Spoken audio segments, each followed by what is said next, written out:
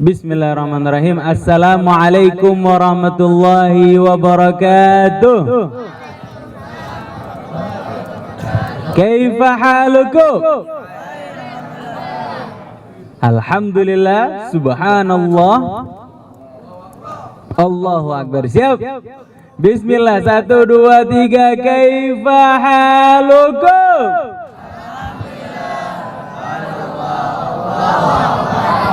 Udah pada makan semua? Alhamdulillah.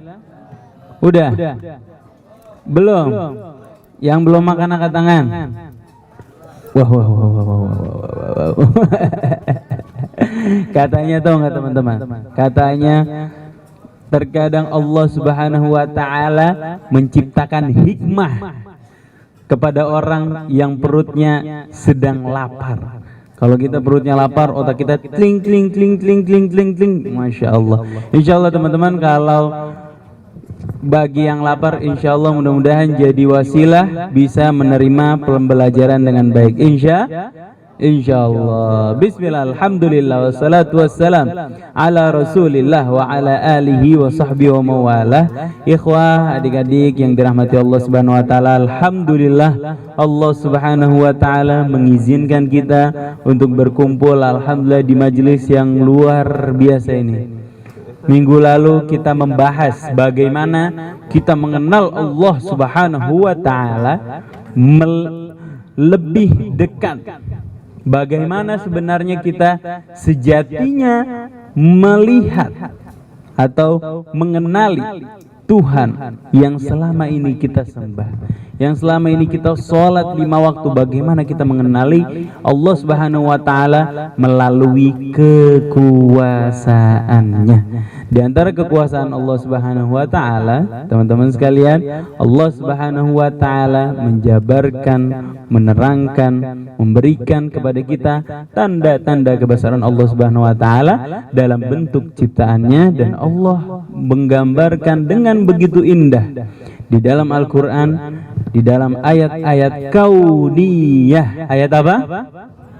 Ayat kauniyah yang Allah subhanahu wa ta'ala terangkan kepada kita. Hari ini adik-adik kita akan membahas seputar itu agar sejatinya kita semakin mengenal Allah subhanahu wa ta'ala, Tuhan yang selama ini kita sembah. Masya Allah. Gunanya apa sih Ustadz mengenal Allah? Mengetahui, mengenal zat Allah subhanahu wa ta'ala yang selama ini kita sembah adalah akan menguatkan keimanan kita, dan dengan kuatnya keimanan kita dinaikkan derajat kita di sisi Allah subhanahu wa ta'ala. Masya Allah. Tanpa berpanjang kata, adik-adik yang dirahmati Allah subhanahu wa ta'ala, kita alhamdulillah kedatangan Ustadz Husain bin Hamid Al-Attas dan Ustadz Hamzah bin Attas Al-Attas. Adik-adik silahkan kali ini supaya lebih efektif waktunya, yang ingin bertanya nanti tuliskan di selembar kertas, ya kan? Nanti dikasih kepada musyrif yang berkeliling. Nanti musyrif akan mengumpulkan dan nanti satu persatu akan kami bacakan di depan. Ya, oke? Jangan malu bertanya. Boleh tulis nama, boleh nggak ditulis namanya, nggak apa-apa. Bismillah. Assalamualaikum Ustaz, apa kabar? Sehat Ustaz? Masya Allah. Sebelum kita mulai dialog kita, alangkah baiknya kita dengarkan dulu adik-adik penjabaran mengenai ayat-ayat kauniyah yang Allah subhanahu wa ta'ala gambarkan di dalam Al-Quran. Kepada Ustaz Husain bin Hamid Al-Attas kami persilahkan. Tafadhal Ustaz. A'udzu billahi minasy syaithanir rajim. Bismillahirrahmanirrahim.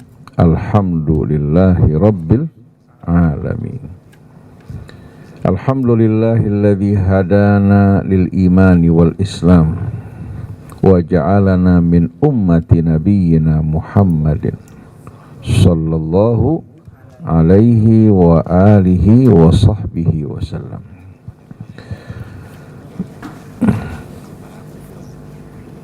Walhamdulillah alladzi akhrajana minadh dhulumati ilan nur wa hadana bi'idnihi ila siratihil mustaqim.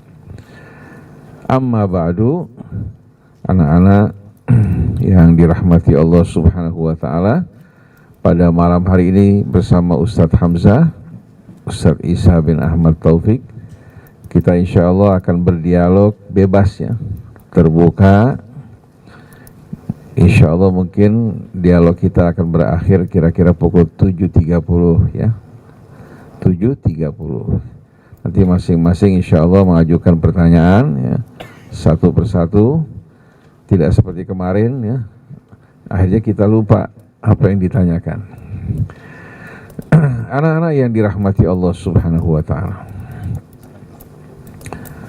Allah Subhanahu wa Ta'ala melalui ayat-ayatnya yang terdapat di langit maupun di bumi, begitu pula yang terdapat dalam diri kita semuanya, menunjukkan bahwasannya apa? Alam raya dan seluruh isinya diciptakan oleh Allah Subhanahu wa Ta'ala dengan ukuran, dengan hukum dan aturan yang terukur. Adanya keteraturan menunjukkan adanya pengatur. Lalu kita jumpai di antara makhluk-makhluk Allah Subhanahu wa Ta'ala terdapat keterkaitan, keharmonian ya, yang menunjukkan bahwasannya apa? Yang menjadi pengatur dan pencipta semua ini ya, adalah Tuhan yang Maha Esa. Karena kalau ada pencipta pengatur selain dari Allah Subhanahu wa Ta'ala, niscaya akan terjadi kekacauan di langit maupun di bumi. Kita saksikan bagaimana indahnya aturan dan hukum yang mengatur tubuh manusia. Begitu pula keajaiban dari jiwa manusia. Dan kita saksikan hubungan antara manusia dengan hewan, tumbuh-tumbuhan, mataharinya, bulannya, airnya. Ini menunjukkan apa? Bahwa satu sama lain berkaitan ya, saling membutuhkan. Ini menunjukkan bahwa pencipta dan pengaturnya adalah satu. Untuk menjelaskan bahwasannya segala sesuatu diciptakan oleh Allah dengan ukuran, Allah berfirman, "Inna khalaqna kulla syai'in biqadar." Sesungguhnya kami telah menciptakan segala sesuatu biqadar, dengan kadar dan ukuran. Kalau tidak ada kadar dan ukuran, kira-kira kita bisa nggak memahami ilmu biologi? Ada nggak ilmu biologi? Ada nggak ilmu fisika? Tidak mungkin ada. Karena ilmu biologi ini merupakan ilmu yang berbicara mengenai apa? Mengenai kehidupan manusia, tumbuhan, ya. Begitu pula hewan. Dulu kita kenal pada masa kita kecil biologi dengan ilmu hayat. Dengan ilmu hayat. Karena berbicara mengenai apa? Mengenai hayati. Baik yang berhubungan dengan hewan, tumbuh-tumbuhan, demikian pula manusia. Nah, lahirnya ilmu ini merupakan penelitian manusia terhadap berbagai macam aturan dan hukum ya, yang mengatur makhluk hidup ya, yang berada di sekeliling kita semuanya.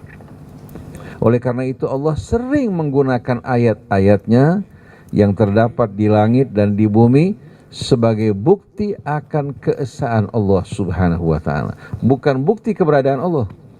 Karena kalau keberadaan Allah tidak perlu dipertanyakan lagi, tapi menjelaskan akan bukti dari apa? Bukti akan keesaan Allah Subhanahu wa Ta'ala, bahwa Dialah Tuhan yang Maha Esa, yang tidak bersekutu. Kita baca sebagai contoh dalam Suratul Naml ayat 60. Suratul Naml ayat 60. Coba kita dengarkan sama-sama firman Allah Subhanahu wa Ta'ala. A'udzu billahi minasyaitonir rajim.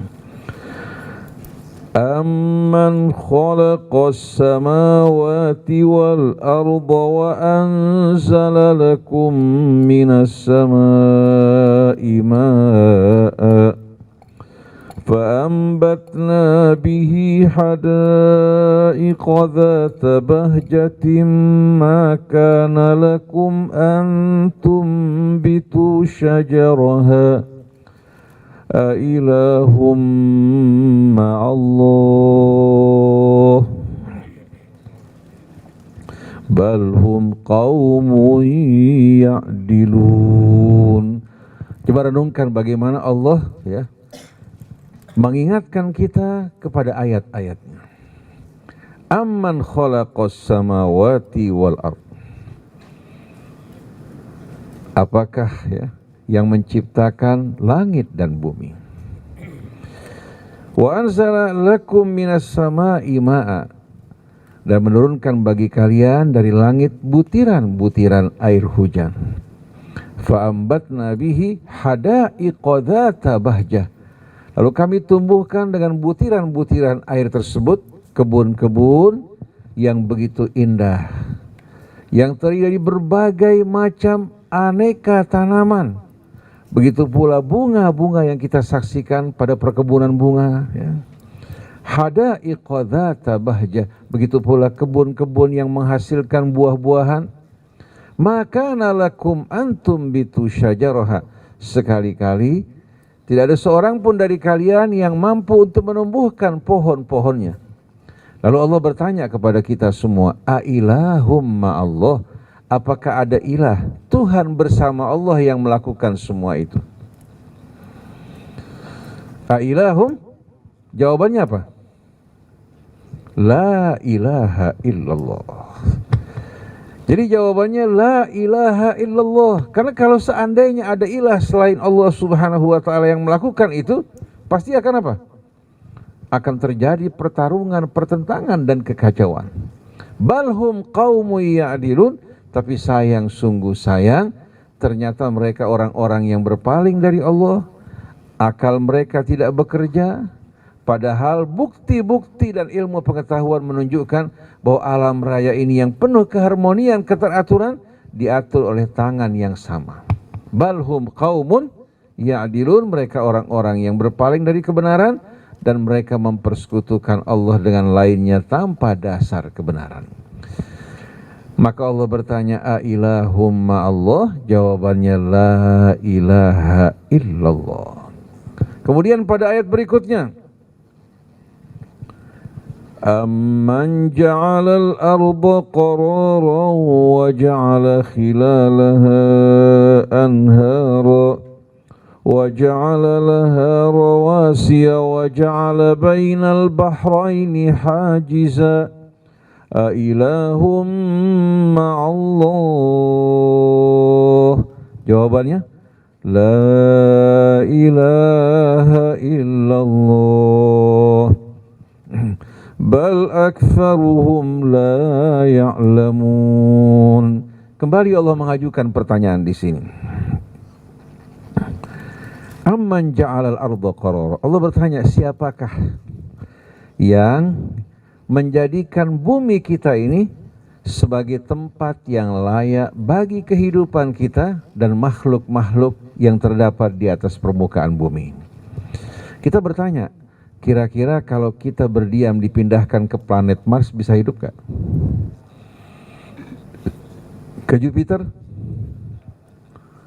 Karena apa? Karena persyaratan kehidupan yang terdapat di bumi tidak terdapat di planet Mars, di planet-planet yang lain. Tapi Allah subhanahu wa ta'ala yang menjadikan bumi kita ini ya, sebagai tempat yang betul-betul nyaman dan memenuhi syarat bagi kehidupan kita semua dan kebutuhan hidup kita, termasuk tanaman, hewan-hewan, dan terdapatnya air. Sedangkan planet Mars tidak memiliki atmosfer ya. Katanya dulu terdapat atmosfer, terdapat juga air, kemudian disebabkan badai matahari, atmosfernya mengalami kehancuran dan airnya menguap meninggalkan planet tersebut. Nah, kita bertanya, siapa kira-kira ya, yang menjadikan bumi kita ini sebagai tempat yang nyaman untuk kehidupan kita? Jaraknya dari matahari, suhu udaranya, kemudian persediaan airnya ya. Siapakah yang melakukan semua ini? Amman ja'alal arda qarara wa ja'ala khilalaha anhara. Kemudian Allah subhanahu wa ta'ala menjadikan di muka bumi di celah-celahnya sungai-sungai yang mengalir dan meliuk-liuk. Dan Allah subhanahu wa ta'ala turunkan hujan di dataran yang tinggi, lalu mengalir ke bawah dan mengalir tidak bersifat lurus. Karena kalau lurus, niscaya kecepatan airnya tinggi tidak? Dan niscaya kita tidak akan dapat mengambil manfaat yang banyak, tapi Allah jadikan sungai tersebut meliuk-liuk hingga daerah yang luas dilintasi oleh sungai tersebut dapat mengambil manfaat daripadanya.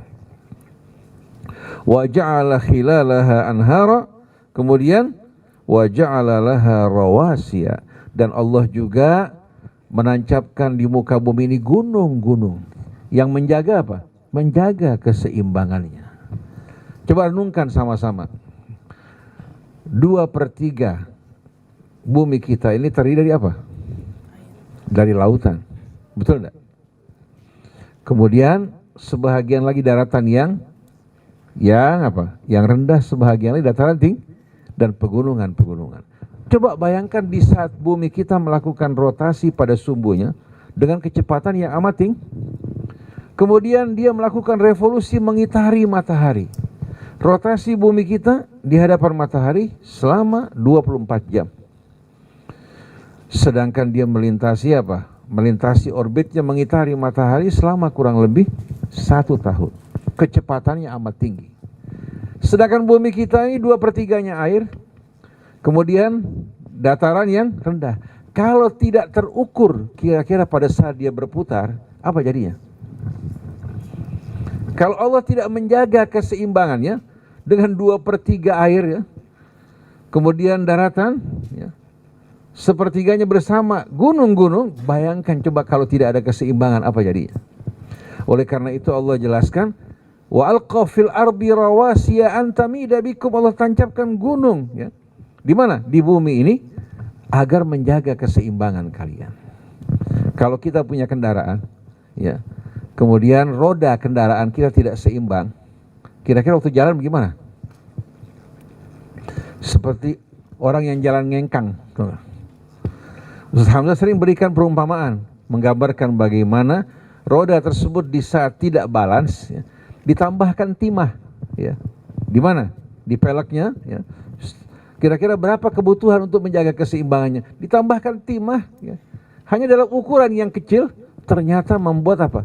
Pelek tersebut dan rodanya penuh keseimbangan.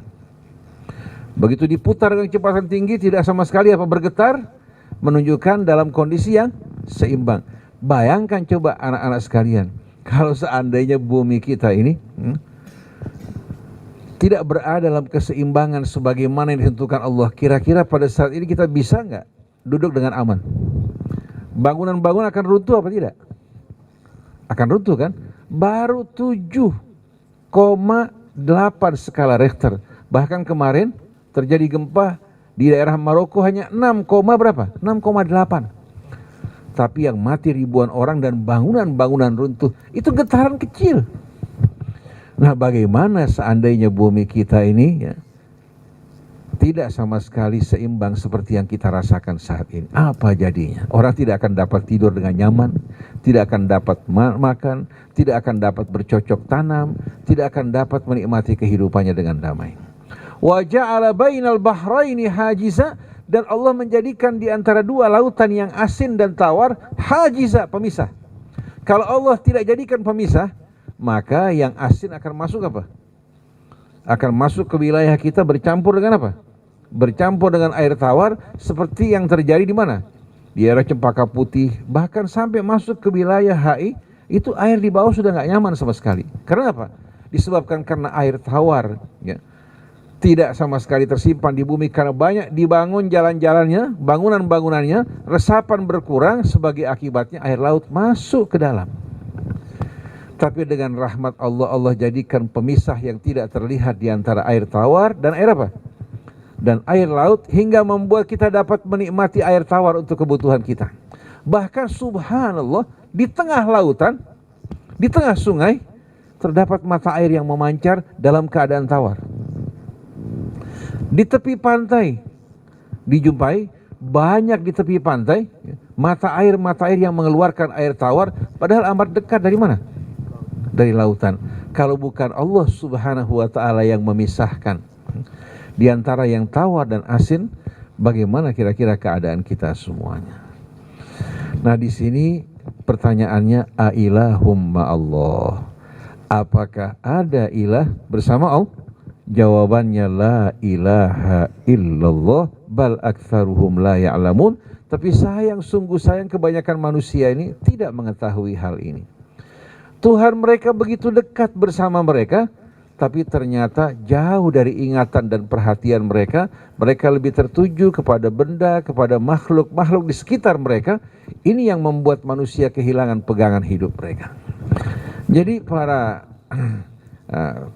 pelajar yang dirahmati Allah Subhanahu wa taala, dari sini kita melihat bagaimana Allah mengajak kita berpikir, berakal dan merenung hingga kita mengenal Allah bukan hanya sebatas doktrin, tapi mengenal yang membuat kita akrab dengan Allah, dekat daripadanya, dan selalu kita bersandar berpegang kepadanya dalam seluruh kehidupan kita semuanya.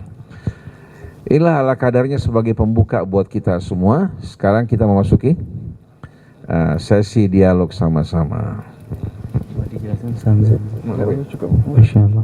Masya Allah teman-teman, kita belajar bagaimana kita merenungi keajaiban-keajaiban ciptaan Allah Subhanahu wa taala. Salah satunya tadi kita dengarkan bagaimana kecepatan bumi berputar. Teman-teman, barusan Al-Fakir Google, bumi ini berputar ternyata 1 detiknya 460 meter per detik.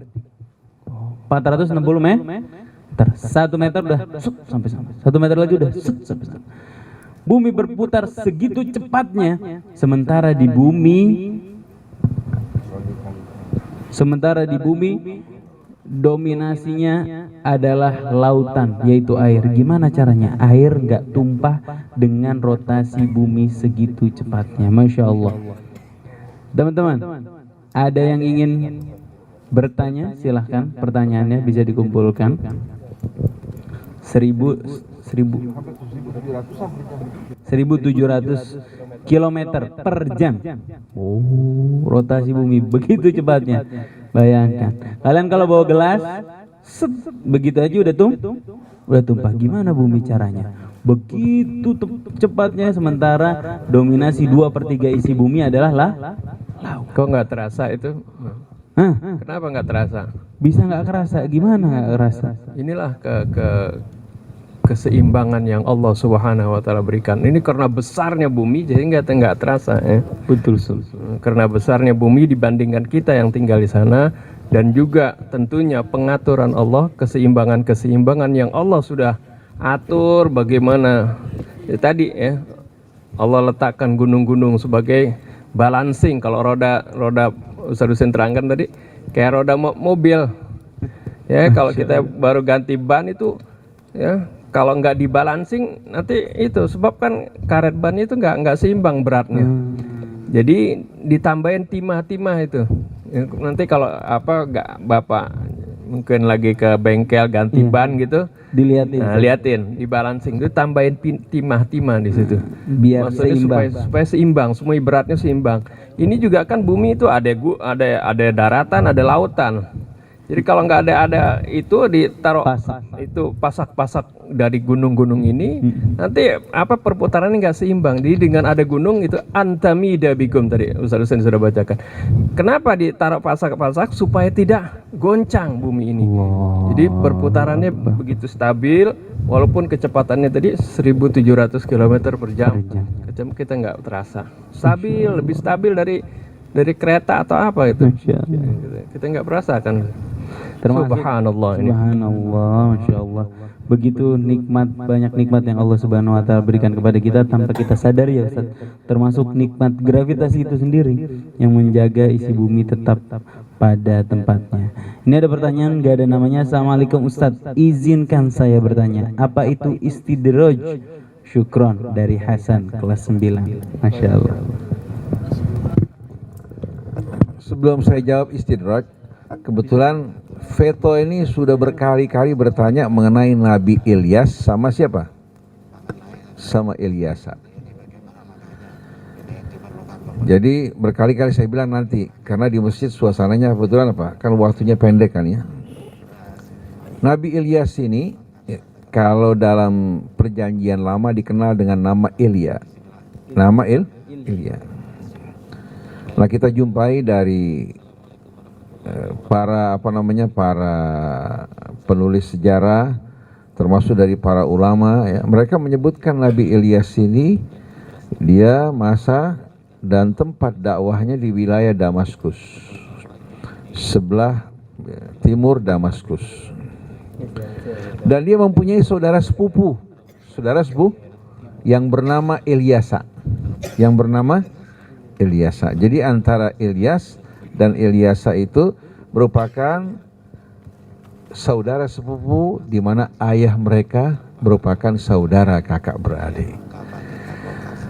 Dia berdakwah di tengah-tengah penduduk Ba'labak ya, menyampaikan dakwahnya di tengah-tengah mereka semua, mengajak untuk beribadah kepada Allah dan meninggalkan penyembahan terhadap berhala. Kemudian dalam riwayat ya, nama dari berhala yang mereka sembah namanya Baal. Namanya apa? Kan Ba'lan ya. Nah, Baal ini ya merupakan sembahan yang mereka sembah. Ini berdasarkan riwayat. Dan dakwah yang disampaikan Ilyas sama dengan dakwah yang disampaikan para nabi yang lain ya, yaitu mengajak orang untuk beribadah kepada Allah dan meninggalkan penyembahan terhadap berhala. Dan Ilyas ini bersama Ilyasa merupakan anak-anak keturunan dari Nabi Allah Harun. Dari Nabi Allah saudara Nabi Allah Musa alaihi salatu wassalam.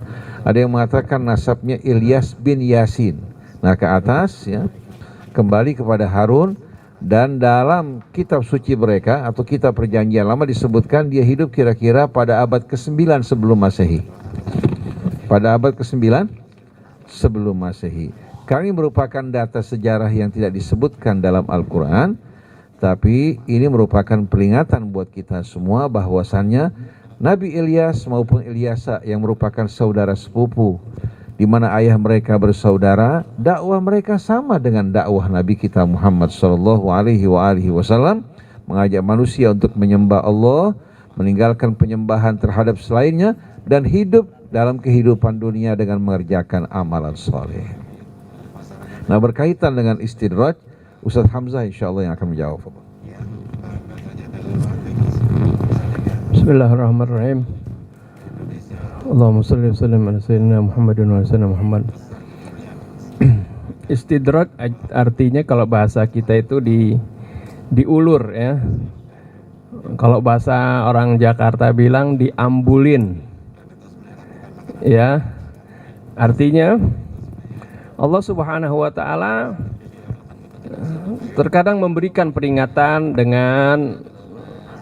dengan sedikit cobaan-cobaan kepada seorang supaya dia sadar, seperti itu. Supaya sadar kalau dia melakukan kesalahan, dia melakukan dosa, ya, supaya dia kembali kepada Allah, bertobat.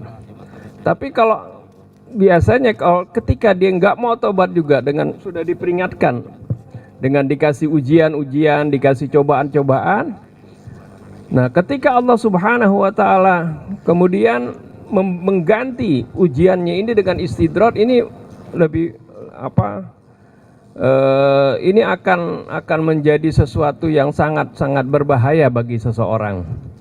Arti kalau diulur seseorang, jadi kalau misalnya ya dikasih penyakit, dikasih cobaan sedikit, dia ingat kepada Allah, itu bagus. Tapi kalau dia nggak ingat juga, akhirnya Allah Subhanahu wa taala berikan kepadanya itu kesenangan, ya, kemewahan, kemudahan. Oh, dia malah akhirnya menjadi lupa diri. Lihat, Allah tidak murka sama saya, walaupun saya melakukan kemaksiatan, saya korupsi, itu nggak ada tuh. Ya, azab dari Allah, berarti Allah itu artinya tidak murka sama saya. Ini bahaya sekali. Sanastadrijuhum min haitsu la ya'lamun. Kami akan ulur mereka setelah tentunya Allah Subhanahu wa taala berikan peringatan, dan juga ada peringatan-peringatan dari pemberi dari para rasul maupun dari para ulama. Dia nggak mau ingat juga, ya. Terkadang seseorang itu bisa diberikan istidraj. Ini berbahaya kalau sudah diberikan istidraj, orang bisa lupa diri, ya, karena dia merasa dia itu dikasihi oleh Allah Subhanahu wa taala, dia itu disenangin oleh Allah Subhanahu wa taala karena rezekinya luas, ya, seperti itu. Ya, padahal dia dalam kemaksiatan. dalam ketidaktaatan kepada Allah Subhanahu wa taala. Wallahu a'lam. Assalamualaikum warahmatullahi wabarakatuh. Ustaz, pertanyaan, bagaimana cara mengetahui Allah itu ada dari ayat kauniyahnya? Masya Allah, tidak menyebutkan namanya.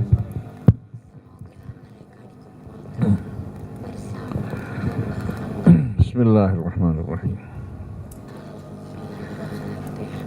Berkaitan dengan keberadaan Allah Subhanahu wa taala ya, merupakan satu hal yang tidak perlu sama sekali dibuktikan. Oleh karena itu dalam Al-Quran tidak pernah satupun ayat yang Allah turunkan untuk membuktikan keberadaan Allah. Karena apa? Karena keberadaan kita ini menunjukkan apa? Menunjukkan keberadaan Allah. Artinya hanya orang yang tidak berakal, yang tidak berpikir, yang mengatakan bahwasannya manusia ini tercipta dengan sendirinya. Kalau seandainya segelas aqua ini ada yang mengatakan bahwa dia ya, tercipta dengan sendirinya hingga menjadi sebuah botol, kira-kira orang yang mengatakan hal ini orang yang berakal atau tidak berakal? Berakal. Kalau ada yang mengatakan bahwa kamera yang digunakan Ahnezain dengan lampunya juga tercipta dengan sendirinya, pasti orang mengatakan kamu sakit. Betul enggak? Nah, keberadaan kita dan alam ini merupakan pertanda bahwa ada yang menciptakan, ada yang mengatur. Dengan adanya hukum dan aturan ya, menunjukkan bahwasannya ada yang menetapkan hukum dan aturan tersebut. Oleh karena itu ada sebuah kisah, seorang berjalan, kemudian di atas ontanya terdapat tumpukan buku. Lalu seorang nenek ini bertanya, buku-buku apa yang kau bawa di atas apa? Punggung onta kamu. Dibilang buku-buku ini adalah buku-buku yang membuktikan akan keberadaan Allah. Si nenek mengatakan, apakah butuh kita membuktikan keberadaan matahari? Perlu nggak kita buktikan akan keberadaan matahari dengan apa? Dengan bolanya, dengan cahayanya, kehangatannya. Perlu nggak kita buktikan keberadaannya? Tidak perlu kan? Begitu juga Allah yang begitu terang benderang ya, yang keberadaannya tidak dapat diragukan melalui bukti-bukti dari makhluk dan ciptaan ini ya, tidak perlu dibuktikan lagi. Yang perlu dibuktikan bahwa dialah satu-satunya Tuhan, tiada sekutu baginya, dan melalui ciptaannya secara menyeluruh, baik buminya, langitnya, lautannya, hewannya, tumbuh-tumbuhannya, seluruhnya hidup dalam suasana harmoni satu dengan lainnya. Ini menunjukkan apa? Menunjukkan bahwa penciptanya adalah satu. Yang lain ya? Berikutnya Ustaz, ini pertanyaan menarik ini Ustaz. Bismillahirrahmanirrahim. Kenapa bumi terasa lambat jika memang rotasinya begitu cepat? Ya, digabung sama pertanyaan ini, bahwasanya yang kita lihat bumi ini mengitari matahari, tetapi dari pandangan mata kita melihat bahwasanya lebih ke matahari yang bergerak, di mata matahari terbit dari sisi langit arah timur hingga ke tengah kemudian ke barat. Pertanyaan saya, dari pandangan dalil-dalil Al-Quran, yang sebenarnya bergerak itu matahari atau bumi Ustaz? Mohon penjelasannya. Insya Allah. Bismillahirrahmanirrahim ya. Kita menyaksikan yang dinamakan gerakan semu matahari. Gerakan semu matahari. Kita merasakan matahari yang bergerak, padahal sebetulnya apa? Bumi kita yang melakukan rotasi di hadapan matahari. Sebagai contoh yang sederhana saja, kalau seandainya kita berdiri, kereta kita berhenti di stasiun, kereta berhenti di tahu-tahu dari depan kita ke arah barat, yang satu lagi ke arah timur, dia melintas di samping kita. Kira-kira kita merasakan nggak kereta kita bergerak? Bergerak, kita rasakan. Seolah-olah kita maju, padahal kereta yang bergerak apa? Yang bergerak ini kereta yang dari arah timur, kita berhenti di stasiun. Begitu kita merasa kok kereta kita jalan nih, padahal sebetulnya yang berjalan kereta di sebelah kita. Kereta di sebelah kita. Ini namanya gerakan semu yang bergerak. Sebetulnya bumi kita di hadapan matahari, tapi seolah-olah yang nampak bagi kita matahari yang berputar mengitari bumi kita. Ini yang menyebabkan lahirnya pemahaman yang salah pada apa? Pada ulama-ulama falak di masa lampau sebelum Islam yang beranggapan bahwasannya apa? Dalam doktrin gereja dulu, dari apa yang ditetapkan oleh Ptolemeus mengatakan bahwasannya bumi yang mengitari matahari, bumi sebagai akhirnya mengikuti ulama Islam, ya, Galilius termasuk Kopernikus, ya, yang mengatakan bahwa sebetulnya matahari kita yang mengitari, bumi kita yang mengitari matahari, bukan sebaliknya. Akibat hal tersebut dianggap seorang murtad sampai diancam hukuman mati karena menyatakan. Ternyata terbukti Allah berfirman, yukawwirul laila 'alan nahar wa yukawwirun nahara 'alal lail. Dalam bahasa Arab kurah itu bola. Yukawwirul laila 'alan nahar, Allah memutar malam menjadi siang, siang menjadi malam di sesuatu benda yang sifatnya bulat. Nah sebetulnya, ya, lahirnya siang dan malam yang berputar di hadapan kita disebabkan karena rotasi matahari pada sumbunya. Dan subhanallah, di samping bumi kita yang melakukan rotasi juga melakukan revolusi yang menakjubkan, matahari kita bersama seluruh planet bersama-sama mengitari pusat galaksinya. Coba bayangkan, seluruh benda bergerak. Planet kita, planet-planet yang lain, di samping berputar pada sumbunya, dia mengitari matahari. Ternyata matahari juga bersama seluruh planetnya mengitari pusat galaksinya. Karena matahari merupakan salah satu bintang. Wasyamsu tajri limustaqarril laha, dzalika taqdirul azizil alim. Jadi matahari di samping dia menjadi mustaqar bagi planet yang lain, menjadi poros, tapi dia juga beredar pada apa? Pada orbit yang ditetapkan mengitari pusat galaksinya, menempuh perjalanan yang begitu jauh. Nah kita bayangkan, coba renungkan keajaiban Allah. Ternyata bulan bergerak, bumi bergerak, planet juga bergerak, matahari juga ternyata bergerak. Kita rasakan enggak? Ini merupakan keajaiban dari ciptaan Allah Subhanahu wa taala. Sorry itu. Sama udah. Terjawab dah. Bismillah Ustaz. Nih pertanyaannya Ustaz. Di dalam Al-Baqarah ayat 7 dijelaskan bahwa Allah Subhanahu wa taala menutup hati pendengaran penglihatan orang yang kafir atau inkar. Kenapa Allah tidak paksa buka saja Ustaz hati pendengaran dan penglihatan orang-orang tersebut sehingga mendapat hidayah dari Allah? Bukankah Allah Maha Kuasa atas segala sesuatu dan Maha Kuat? Serta mengapa Allah Subhanahu wa taala tidak memberikan hidayahnya kepada seluruh umat manusia sehingga seluruh umat manusia dapat percaya dan menerima kebenaran Al-Quran dan ajaran Islam? Mohon. Bismillahirrahmanirrahim. Saya jawab, saya ingin tanya pada para jamaah ini. Ini para jamaah semua atau manusia di muka bumi ini makhluk yang diberikan pilihan kebebasan enggak? Diberikan kan pilihan kebebasan. Allah berikan kita akal, utus rasulnya, turunkan kitabnya, lalu jelaskan kamu ini sebagai khalifah yang diberikan amanat dan kebebasan. Kalau manusia tidak memiliki kebebasan dan pilihan tapi dikendalikan oleh Allah Subhanahu wa taala, kira-kira perlu ada surga enggak? Perlu ada neraka enggak? Perlu enggak? Enggak perlu ada surga, enggak perlu ada. Manusia cukup menjadi malaikat semuanya yang taat pada Allah. Oleh karena itu karakteristik manusia sebagai khalifah beda dengan malaikat. Kalau malaikat makhluk yang tidak akan diminta pertanggungjawabannya oleh Allah, makhluk yang suci yang tidak memiliki rangsangan dorongan untuk menentang Allah. Kalau Allah ingin jadikan manusia semua malaikat, Allah bisa enggak? Bisa. Tapi kalau Allah jadikan semuanya malaikat tanpa pilihan, berarti tidak perlu lagi ada ujian, tidak perlu lagi ada pengadilan, tidak perlu lagi ada surga maupun nerakanya. Jadi bukan Allah tidak kuasa memberikan hidayah, tapi manusia sebahagiannya seperti tadi sampai katakan, diberikan hidayah, diberikan petunjuk, diberikan nikmat, tapi ternyata ingkar dan tidak mau menerima kebenaran. Akhirnya diulur oleh Allah Subhanahu wa taala, hingga Imam Ali mengatakan, kalau seorang selalu diberikan nikmat oleh Allah padahal dia bermaksiat kepadanya, hati-hati. Ada kemungkinan bahwa ini uluran dari Allah yang mengulur kamu step by step menuju jurang kebinasaan dan kehancuran. Nah seharusnya orang-orang yang berbuat kebaikan, ketaatan pada Allah, dia yang menerima kebaikan dan rahmatnya hingga semakin dekat dengan Allah. Tapi kalau orang berbuat maksiat tapi tetap diberikan nikmat oleh Allah, ini yang berbahaya. Sebagai contoh, ada seorang, saya nggak sebutkan namanya, sudah meninggal dunia. Seorang kaya raya, pengusaha yang membangun sekian banyak hotel. Dia mengatakan kepada temannya, kenapa ya?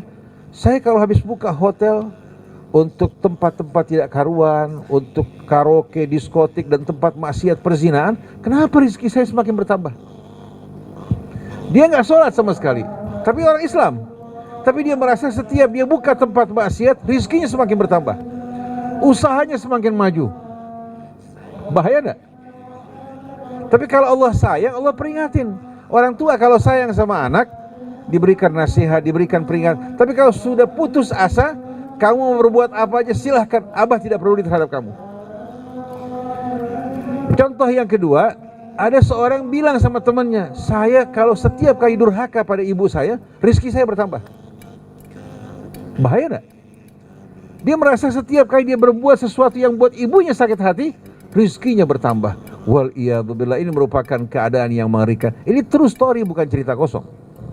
Tapi kalau kita berbuat salah diingatkan, mulai kita gelisah, resah, sumpek, atau usaha kita atau pelajaran kita terganggu, ini menunjukkan kita masih diperhatikan oleh Allah Subhanahu wa ta'ala. Alhamdulillah. Tadi Ustaz yang belum terjawab, afwan tadi terlewat. Kenapa bumi terasa lambat jika rotasinya begitu cepat? Dengan rahmat Allah tadi, seperti yang Ustaz Hamzah katakan, kalau seandainya kita merasakan kecepatan dari gerakan bumi, coba bisa dibayangkan bagaimana jadinya. Dan uniknya, yang bergerak ini bukan hanya bumi kita. Yang bergerak bukan apa? Bukan bumi kita.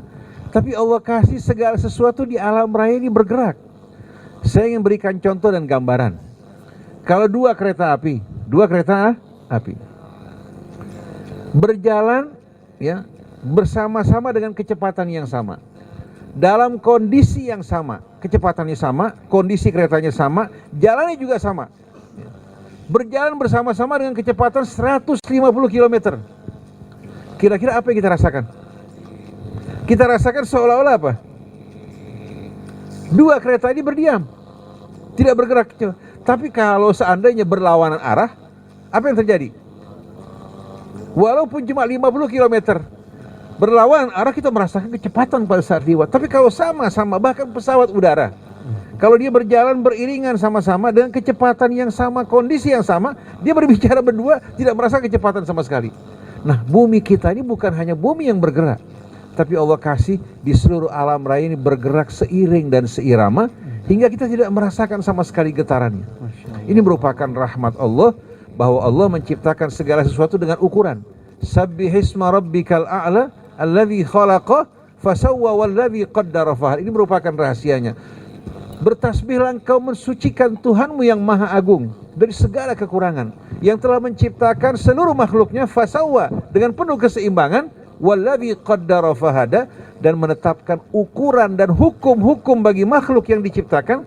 Lalu Allah membimbing kita untuk mempelajari hukum-hukum tersebut dengan rahmat yang maha kuasa. Berikutnya Ustaz, ini masih kaitannya dengan tadi, balik lagi ke hidayah. Masya Allah. Jadi teman-teman hati-hati dengan istidraj saat kalian dipermudah melakukan kemaksiatan, atau bahkan kalian ngerasa saat melakukan kemaksiatan kalian merasa beruntung. Hati-hati, itu adalah azab. Contoh di asrama, kalian kabur kemana? Ke mall, nggak ketahuan ustadznya. Alhamdulillah, hati-hati. Itu namanya istidraj. Ke bioskop, wah, siapa kemarin tuh yang ke bioskop ketangkep di pinggir jalan? Itu namanya nikmat. Akhirnya nggak jadi ke bioskop, itu nikmat. Tapi kalau kalian ke bioskop nggak ketahuan, pulang aman-aman aja, itu namanya istidraj. Dan itu adalah azab. Naudzubillah min dzalik. Nah, Ustaz Hamzah, ini ada dua pertanyaan yang berkaitan. Bagaimana caranya untuk berlatih diri untuk bisa dekat dan akrab dengan Allah Subhanahu wa taala, dan apa ciri-ciri manusia mendapatkan hidayah? Bagaimana kita menjelaskan jika ada orang yang bertanya di mana Allah dan siapa yang menciptakan Allah? Dari dua orang, Fathan dan Dina Akbar. Masya Allah. Betul. Mengenai bagaimana cara kita melatih untuk mendekatkan diri kepada Allah, kemarin juga di pertemuan yang lalu sudah pernah kita terangkan ya. Jadi bagaimana Allah Subhanahu wa taala selalu melihat bagaimana usaha kita ya. Usaha kita walaupun sedikit oleh Allah Subhanahu wa taala akan disambut. Seperti ada ya satu hadis hadis qudsi. Allah Subhanahu wa taala berfirman, itu hadis qudsi adalah ya, maksudnya ini adalah firman Allah ya yang diucapkan oleh Nabi. Arti maknanya sesuai dengan apa yang Allah Subhanahu wa taala inginkan, tapi redaksinya, susunan katanya disusun oleh Nabi kita Muhammad SAW atau sesuai dengan penjelasan Nabi. Ini Allah Subhanahu wa taala berfirman dalam hadis qudsi, "Idza taqarraba ilayya 'abdi shibran, taqarrabtu ilaihi ba'an." Ya, wa idza taqarraba ilaihi ba'an, taqarrabtu ilaihi idza taqarraba ilayya 'abdi shibran, taqarrabtu ilaihi dhira'an, wa idza taqarraba ilayya dhira'an, taqarrabtu ilaihi ba'an. Wa idh atani yamshi ataituhu harwala. Jadi Allah Subhanahu wa taala berfirman ya dalam hadis qudsi, Allah katakan kalau hamba-hambaku mendekatkan diri satu jengkal saja, maka aku akan mendekatkan kepadanya, mendekati dia, menyambutnya satu hasta. Arti usaha kita baru sedikit, Allah Subhanahu wa taala sudah sambut. Barang siapa yang mendekatkan diri kepadaku satu hasta, aku akan mendekatkan diri kepadanya satu depak, ya satu meter lah istilahnya. Barang siapa yang datang kepadaku dengan berjalan, aku akan datang kepadanya dengan berlari. Ini maksudnya ya, Allah Subhanahu wa taala menyambut usaha kita. Jadi kita diminta berusaha dulu, ya. Berusaha mendekatkan diri kepada Allah Subhanahu wa taala. Yang pertama tentunya seperti yang pernah dijelaskan, kita melaksanakan hal-hal yang diwajibkan oleh Allah kepada kita. Ini kalau yang wajib itu seperti sholat 5 waktu, ya, puasa Ramadan, ya, misalnya zakat, itu namanya modal dasar itu, ya, itu modal buat kita mendekatkan diri kepada Allah. Ya, kalau orang dagang baru, kalau ini artinya baru baru BEP, break even point namanya, ya. Belum dapat untung. Kalau mau dapat untung, ya, dia harus tambah dengan amalan-amalan sunnah. Jadi Allah Subhanahu wa taala katakan tidak ada satu ya, amalan yang aku lebih cintai daripada kewajiban-kewajiban yang aku wajibkan kepada hamba-hambaku untuk dilaksanakan. Jadi ini yang utama. Ya, jadi kita melaksanakan yang wajib-wajib yang pertama itu sebagai dasar. Ya, ini sebagai dasar. Ya, sebagai modal. Terus kalau kita mau lebih dekat lagi dengan Allah, kata Nabi, ya, di dalam hadis qudsi itu, jadi wala yazalu 'abdi yataqarrabu ilayya bin nawafil. Dan senantiasa hambaku mendekatkan diri kepadaku dengan amalan-amalan sunnah. Nah, jadi salatnya bukan hanya salat yang wajib, salat 5 waktu, tapi ditambahin dengan salat ba'diyah atau qabliyah, ya, salat sunat rawatib seperti itu. Kemudian ditambah lagi dengan salat tahajud dan salat-salat sunnah yang lain, ya. Kemudian puasanya juga begitu, bukan hanya puasa Ramadan saja, tapi juga ditambah dengan misalnya puasa Senin Kemis, ya, atau puasa sunnah yang lainnya, Ayyamul Bid, puasa Asyura dan sebagainya, ya. Tasu'a, ya, atau puasa Arafah dan sebagainya. Begitu juga dalam hal, ya, berinfak. Infak yang wajib adalah zakat. Nah, ini ya, sebenarnya ini adalah memang itu haknya orang fakir itu, ya, atau sering disebutkan itu ibarat dia dalam harta kita itu harta yang kotor, memang mesti keluar itu. Tapi ini baru kalau kita mengeluarkan zakat, jangan dibilang oh udah hebat. Enggak, itu baru balik modal itu namanya, belum dapat untungnya.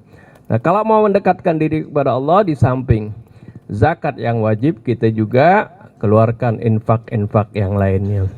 Nah ini ya, jadi cara mendekatkan diri kepada Allah. Pertanyaan berikutnya apa? Tadi pertanyaan berikutnya, apa ciri-ciri orang dapat hidayah? Ya, orang-orang yang mendapatkan hidayah tentunya ya dia akan mudah ya di dalam tadi menjalankan perintah-perintah Allah Subhanahu wa taala. Ini yang disebutnya hidayah taufik ya, kemudahan ya. Jadi mau ada perintah-perintah Allah, dia mudah melaksanakannya. Ya, di samping hidayah irsyad, hidayah bimbingan, di mana ya asalnya dia misalnya ya tidak mengerti jadi mengerti ya dengan sebab bimbingan yang datang dari Allah melalui Rasulnya maupun melalui firman-firmannya.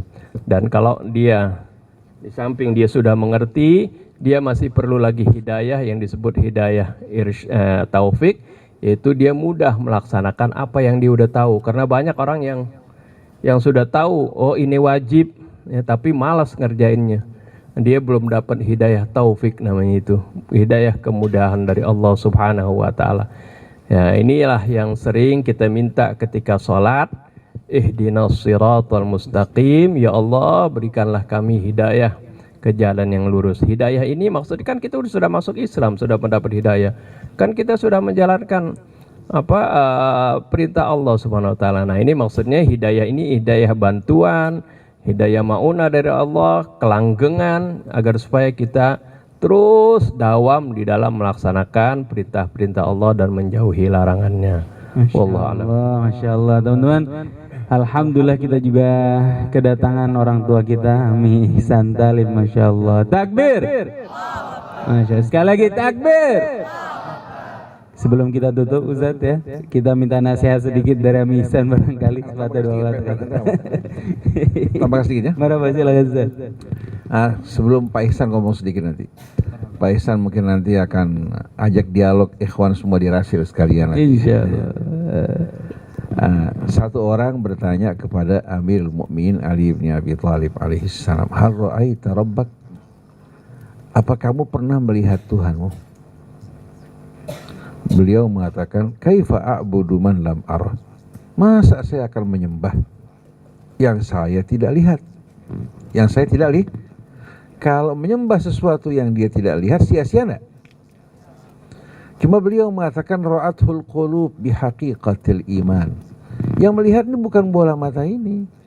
Bola mata ini hanya melihat objek-objek materi yang menempati ruang, yang menempati masa ya. Tapi ra'athul qulub bihaqiqatil iman, yang melihat adalah kalbu dengan hakikat keimanan. Masa kita nggak bisa melihat Allah, merasakan kehadirannya dengan jantung kita yang berdenyut?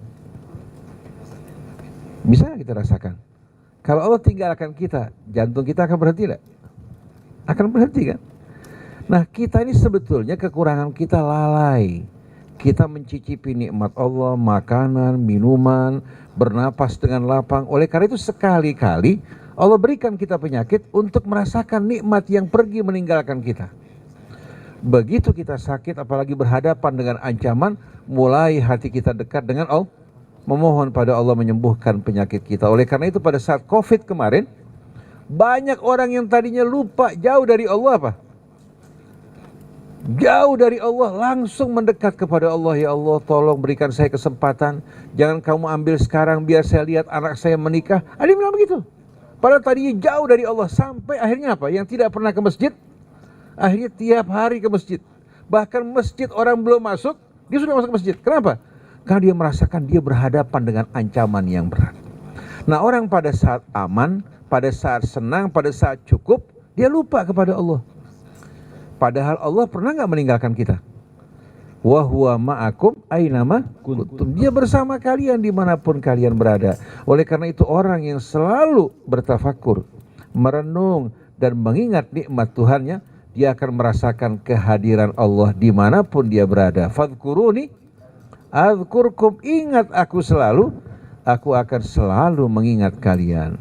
Oleh karena itu mohon pada Allah agar kita selalu dapat mengingat Allah pada saat kita senang, pada saat kita lapang, sebagaimana kita ingat Allah pada saat kita susah dan sempit. Pada saat kita sehat, sebagaimana kita ingat pada Allah pada saat sakit. Jadi yang membuat kita lalai, kesibukan kita bersama hawa nafsu kita. Kesibukan kita bersama hawa nafsu kita. Saya ceritakan ada seorang yang Allah berikan rahmat. Orang ini sederhana, banyak orang yang sakit datang berobat kepadanya, cuma diusap, diurus sedikit, Allah sembuhkan penyakitnya. Sampai kalau hari-hari libur, dari mulai subuh orang sudah antri.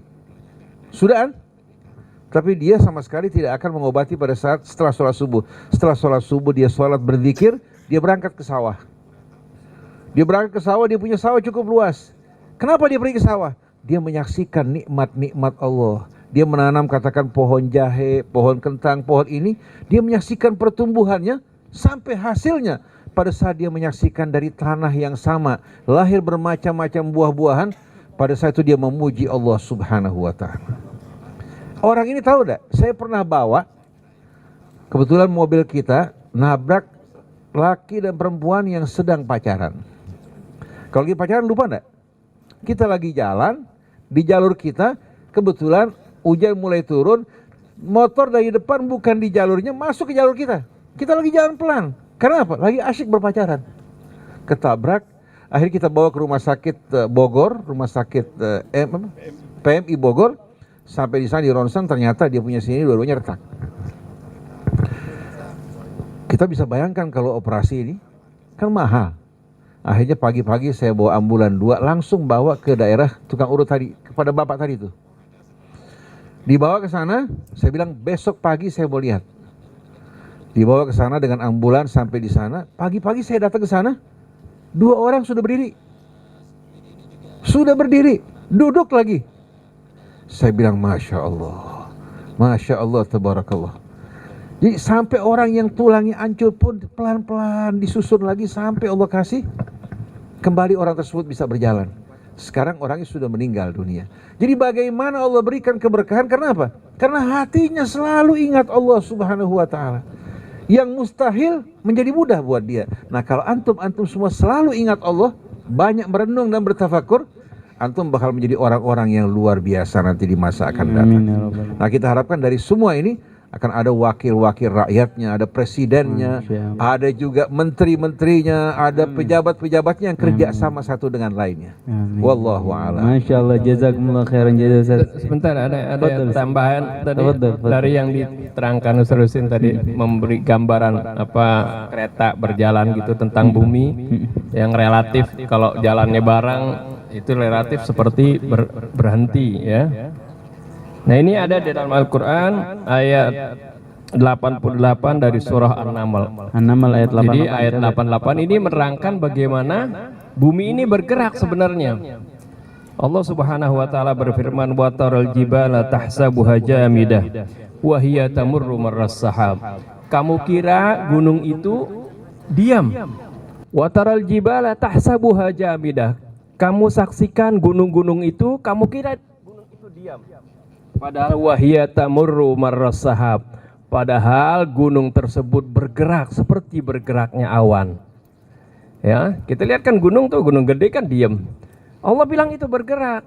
Ya, karena gunung ini menunjukkan karena gunung kan menempel ke bumi. Ini Allah ingin beritahu bahwasanya bumi kita ini bergerak. Sama juga seperti bergeraknya awan, karena ya, di bumi ini dikelilingi awan, dan awan pun juga bergerak mengikuti bumi. Ya, ini adalah ayat kalau dulu dipahami enggak? Dulu orang pikir ini di akhirat kali nanti bumi itu apa gunung-gunung pada berterbangan. Bukan, maksudnya ini adalah untuk ini menunjukkan bagaimana bumi kita ini bergerak ya. Bergerak tapi kita nggak terasa ya, seperti kita ngelihat gunung itu diam seperti itu. Kenapa? Ya karena tadi yaitu karena saking besarnya bumi ini dibandingkan kita yang kecil ya, maka itu terasa tenang, dan juga Karena ya tadi keseimbangan yang Allah Subhanahu wa taala sudah atur, ya maka kita terasa ya diam. Seperti kita naik pesawat, ya kita di dalam pesawat seolah-olah ya semuanya pada diam kan, padahal bergerak. Ya, itu contoh kecil aja. Wallahu a'lam.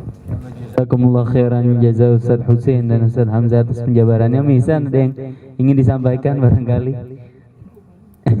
motivasi sedikit, hang heng hong sedikit. Bismillah. Bismillahirrahmanirrahim. Assalamualaikum warahmatullahi wabarakatuh. Ustaz Arif dan teman-teman, terima kasih kesabarannya menemani para pejuang pendidikan. Saya mengingatkan saja bahwa sebentar lagi adik-adik semua ini akan terjun ke masyarakat. Yang kelas 12 kuliah 4 tahun, setahun kemudian bekerja, dan yang kelas 7 nggak lama kemudian akan bergerak terus. Dan ini kayak saya ini kayaknya SMP itu baru kemarin gitu. Nah, saya pengen mengingatkan bahwa semua profesi yang jadi dokter, insinyur, jadi berbagai pekerjaan yang di zamannya nanti luar biasa, tolong ingat adalah kerja utama kita adalah berdakwah. Itu aja yang mau saya ingatkan, bahwa berdakwah tadi pagi saya lihat kelompok-kelompok kecil dari PBQ telah mempraktekkan di masyarakat. Satpam dicek apakah bisa baca Quran atau enggak, masukin rumah orang, nanti mulai kita berdakwah. Dan ini mesti dilakukan, dibiasakan paling tidak dari rumah. Nanti kalau liburan mulai berdakwah sama bapaknya sendiri gitu. Bagi yang sudah hafal Quran, coba Pak murajaah bareng ya. Terus bangunin subuh. Sekarang bukan kalian yang dibangunin, ketok-ketok subuh. Pak bangun Pak, udah sholat subuh. Girang tuh kayak dikasih air es tuh nanti bapaknya pada. Nah, oleh karena itu berdakwahlah terus, bagian dari kegiatan utama selain profesi-profesi yang akan digeluti di kemudian hari. Mungkin itu saja yang bisa saya ingatkan, bahwa dakwah adalah menjadi kerja utama kita bagi semua siswa insan mandiri di masa depan. Assalamualaikum warahmatullahi wabarakatuh. Waalaikumsalam warahmatullahi wabarakatuh. Jazakumullah khairan jaza mihsan, semangatnya teman-teman. Siapa yang mau jadi pilot angkat tangan? Ada. Yang mau jadi dokter angkat tangan? Wah, keren banget. Yang mau jadi insinyur angkat tangan? Sekarang bukan insinyur ya, sekarang sarjana teknik. Yang mau jadi teknik, ahli teknisi. Masya Allah, keren. Yang mau jadi ulama angkat tangan? Lebih banyak lagi. Alhamdulillah. Masya Allah. Apapun pekerjaan profesi kalian, dimanapun kalian berada, ingat, tetapkan hati kalian berada di jalan ajak orang kepada kebaikan. Masya Allah. Kemarin kita wawancara relawan-relawan Mercy. Ada satu dari insinyur. Ngapain insinyur? Jihad ternyata. Bangun rumah sakit Indonesia di Gaza. Ada juga dari dokter. Ngapain jadi dokter? Membuat, mendamaikan kedua belah pihak yang berperang dengan melalui medis. Keren banget. Masya Allah. Ini ada beberapa pertanyaan yang belum terjawab. Di antaranya dari Vito. Assalamualaikum Ustadz, mohon penjelasan zaman dinosaurus, manusia purba, dan zaman Nabi Adam, lebih dulu yang mana? Waduh, luar biasa. Penasaran nggak? Penasaran nggak? Ikut kajian-kajian Ba'da Maghrib berikutnya. Saya ingin menitipkan pertanyaan-pertanyaan ini kepada Ketua OSIS Asrama. Siapa? Siapa Ketua OSIS Asrama? Silahkan. Saya titipkan ya. Masya Allah. Jazakumullah khair. Ingetin Ustadz Hamzah ini, Ustadz Isa, sini buat panitia. Kalau bisa kita itu dari kecil, dari kita remaja, kita mendidik diri kita di boarding kita ini, biasakan dengan halalan toiban. Tadi saya lihat ini makanan halal tapi kagak toib ini ciki. Ini Masya Allah. dibiasakan karena Banyak investasi kesehatan ini luar biasa. Tapi Yang ini Masya Allah, toyib ini. Ubi toyib, ini toyib nih, halal toyib, sono halal nggak toyib gitu. Ya, jadi dipikirkan kurangi Jazakumullah. problem-problem gula, karena sekarang diabetes di anak-anak 9 tahun 12 tahun sudah ada gitu. Akbar. Bahaya. Harga gula mahal, harga gula pabrik masuk ke pasar. Jadi itu yang bikin rusak bangsa ini juga. Itu mesti tahu gitu. Jadi kalau demikian harus tahu, karena bisa jaga diri biar dakwah bisa berkembang. Kasih. Jazakumullah khair. Kita perlu sediakan makan sehat nih, sebulan sekali ya. Pokoknya makan yang sehat ya. Dimasakin yang spesial insya Allah ya. Haji, Kadang-kadang nasi insya Allah. ulam, kadang nasi uduk, kadang-kadang nasi mandi ya. Insyaallah. Nanti kita rame-rame insya Allah kerjasama insya Allah. Insyaallah. Jazakumullah khair Ustaz Husain atas niat baiknya, Ustaz Hamzah juga atas ilmunya, Misan atas nasihatnya. Makasih juga ada Kang Neja, Masya Allah. Takbir buat Kang Neja. Ada Kang Atep yang membantu kita. Takbir buat Kang Atep. Ada seluruh wali asrama dan ketua OSIS yang membantu kita. Sallu ala Nabi Muhammad. Insyaallah kita doakan mereka mudah-mudahan senantiasa dalam lindungan dan rahmat dari Allah Subhanahu wa taala. Teman-teman, mari sama-sama kita tutup dengan baca doa kafaratul majlis. Subhanakallahumma wa bihamdika asyhadu an la ilaha illa anta astaghfiruka wa atubu ilaik. Assalamualaikum warahmatullahi wabarakatuh.